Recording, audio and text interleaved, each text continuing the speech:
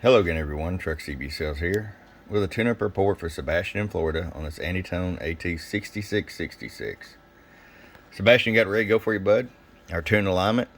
Now, I know you said you were running AM and sideband, and that you were probably going to run a biased 8-pill with it. So with the RF power all the way down, we went ahead and rolled it down to 2 watts. That way you have full adjustability.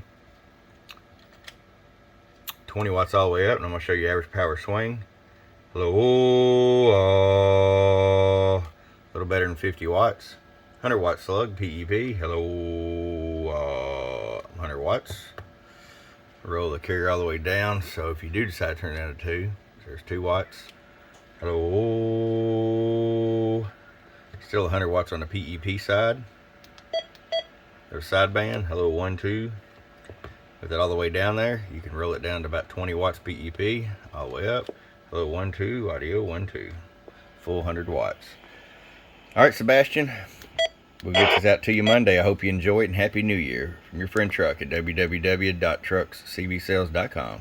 Bump, bump.